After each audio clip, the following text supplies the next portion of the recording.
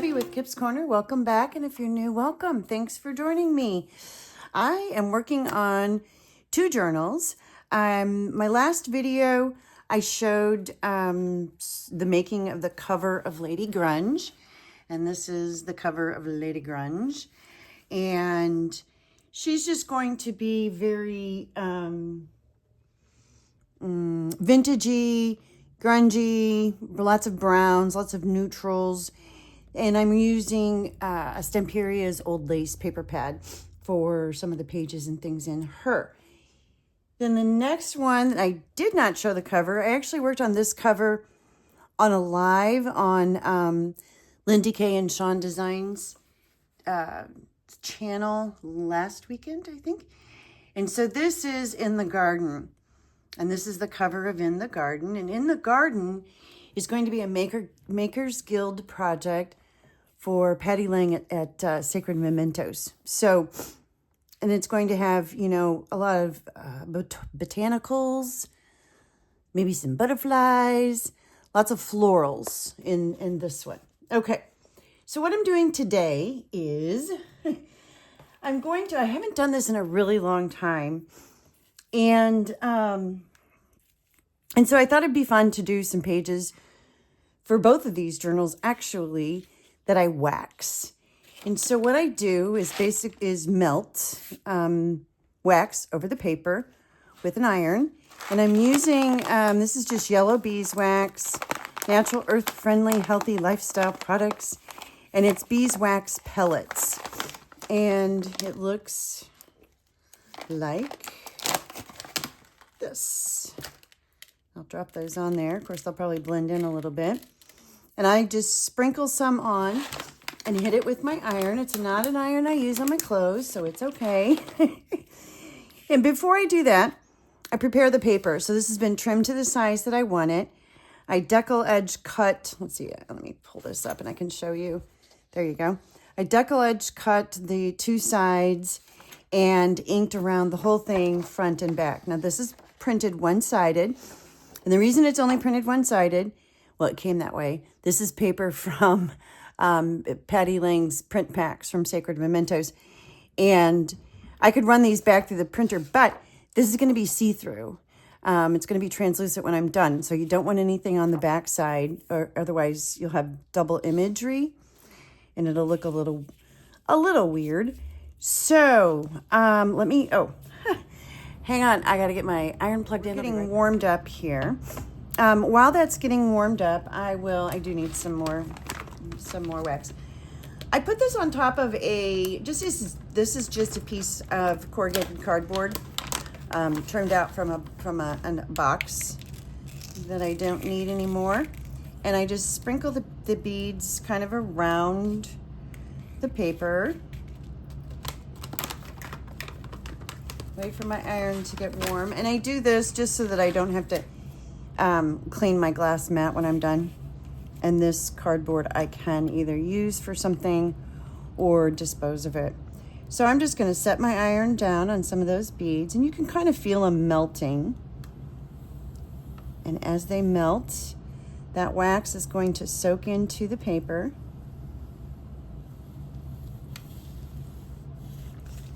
And I'm just going to iron it, basically. Now, I just realized I didn't do that. I usually do go ahead and put the fold in here first, wherever I'm going to fold the paper. And I do that because if I don't, I might crack this if I fold it later. But if I put the crease in and then flatten this back out, I don't run that chance. But we'll just take that chance this time, I guess, since I forgot. It can be repaired if I do crack it. And you don't have to. You can make this splotchy where the ink absorbs in some places, or the beeswax absorbs in some places, but not others. I like it fully, sort of fully covered. And so what I'll do is flip it over and I can see where I've got a lot of white. This is translucent now over here, but this isn't.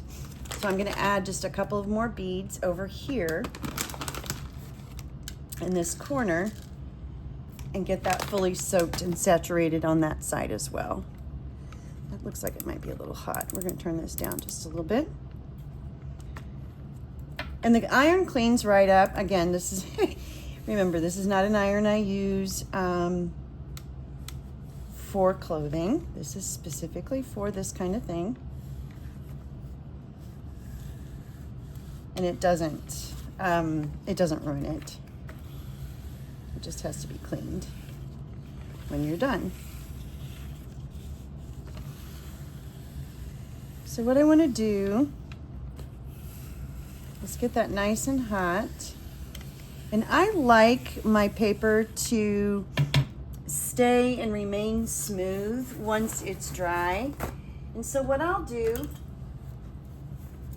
is grab a towel and just kind of rub it. Oops, rub it, hold on to it. While it's wet, or while it's hot. Boy, I can't talk today, can I? And what that does is just smooths everything out. So it looks like the paper was like this from the very beginning.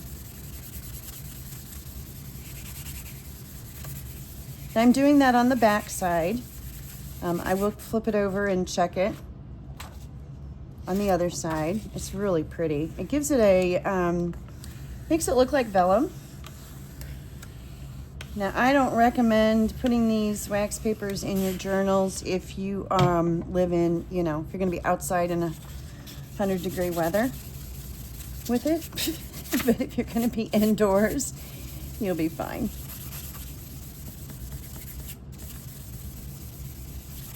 I'm just smoothing that out. Okay. Then I'm going to go over the front one more time. Smooth it out as well. This cardboard was a little thin. It works better if it's a much thicker piece of cardboard because it is warping on me as I work from the heat, but that's all right. It's still good at keeping the wax off of the table. Well, can't hold on to it. And you can kind of see where you have spots that are maybe a little thick on your wax. You might want to rub it like this. You don't have to do this step, but like I said, I do just because I like that. I like that feel. And I have a piece of wax paper. You can see the back side. That's the back. That's the front. So you get all your color still on the front. I had inked it. The ink didn't bleed. And this goes this way, is ready to use. And so now I'm going to fold it. Let's see what happens. Hopefully I won't crack it. I think what I'll do is run some heat over that.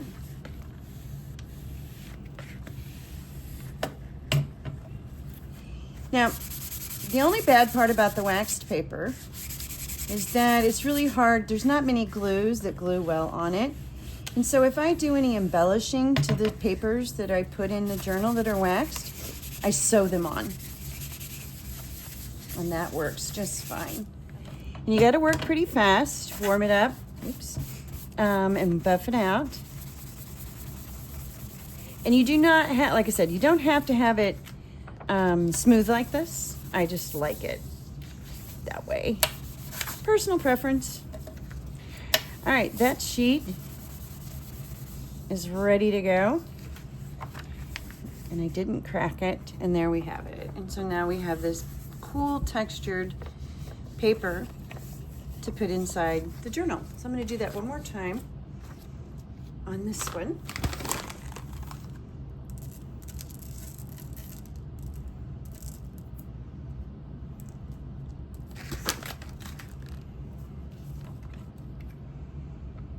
And I just sprinkle them on, set it down, and iron it on. And your wax, when it becomes liquid, will, move around. So you can spread it.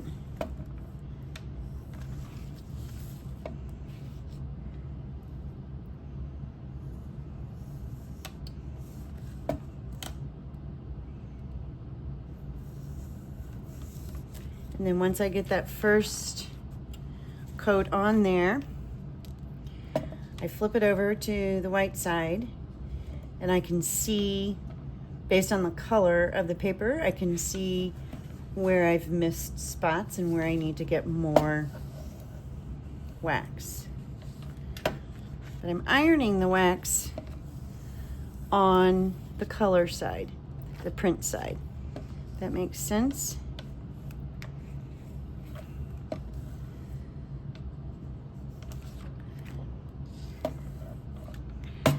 All right, let's flip it over. Okay, I can see this is whiter here. This corner is quite a bit whiter.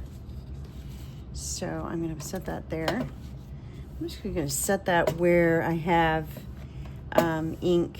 I keep saying ink. It's not ink. It's wax. Where I have wax on the cardboard or on the construction paper. And the heat will. Okay, let's get a couple heats right here.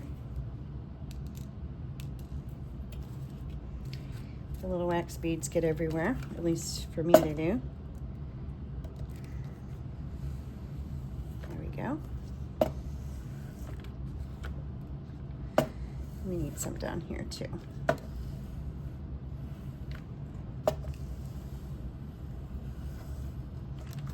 Okay, that's good.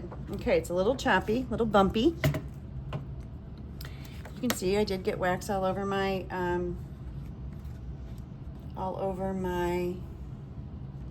let's try this, desk, but that's okay. It scrapes right off, just like anything else that you might put on there. All right, here we go. We're gonna do it this way. The ripples of the cardboard were coming through onto my paper the first time. So now this construction paper will kind of help guard it and protect it. Yeah, that one went much smoother doing it that way. Okay.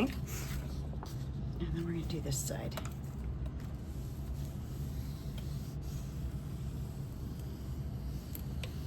Oh, see, I forgot to fold it again. Oh, don't do what I do, please.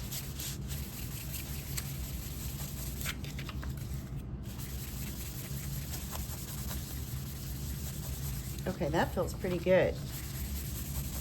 I've got a little tiny bit right down here. Well, no, that actually might be the paper. Let's check the back side. Back side looks good. All right, I'm gonna go ahead and fold this.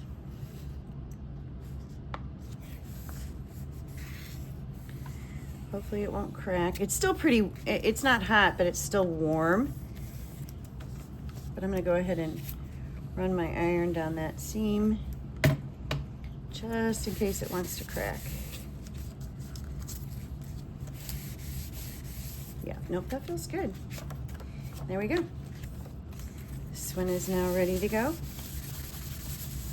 Also, so here we have, you can see the inside. You know, it doesn't have the color, but it's definitely translucent. You can kind of see my hand move through that other side. So it makes it translucent and really buttery soft, just really soft. Okay, so those two are gonna go in Lady Grunge. So those are gonna get set aside for her. Then I've got some other ones that I wanna do for in the garden. And this is a different paper. This is a little thicker. It is still white on the other side, but it is just a little thicker. I have not inked this, so let me ink this real quick and I'll be right back. This is inked, and so now this time I'm gonna remember, I think this goes this way. I'm gonna remember to fold it first. I can go back over this with a permanent ink, and it works okay. I've just found that inking first just is a little easier and adheres to that wax much better than trying to come back and do it later. There we go. This doesn't take long at all. Like I said, you can feel the pellets melting under your iron.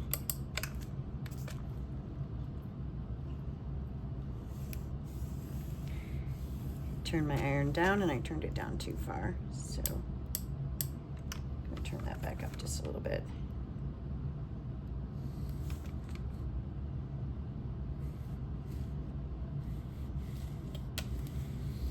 So when I go over it with the pellets, I open it back up. If I've folded it, I do open it back up.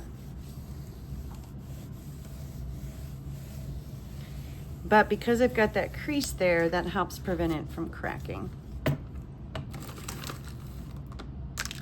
Oops. Don't make a mess with the pellets like I do. And they do not have to be evenly spread because your iron is going to help you spread that wax.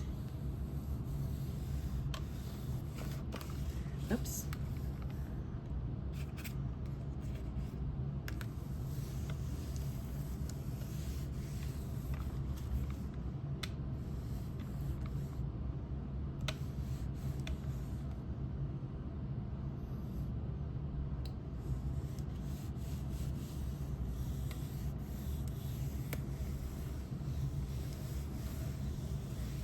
It darkens the color, well, in these particular wax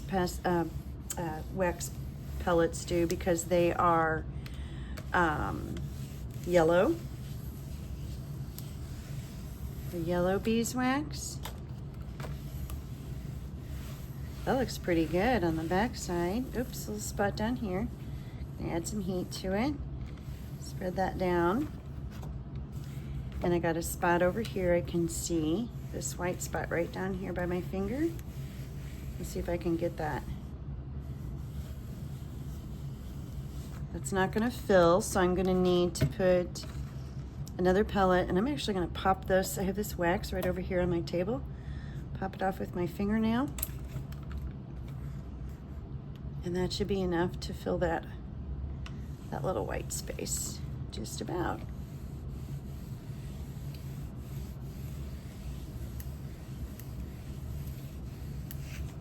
Here we go, that worked. Okay, now I'm gonna flip it over, run the iron over it, get my towel, gotta move fast. Run the iron over. While it's hot, rub it with the towel. And that just smooths it out. I'm gonna do this other side now too.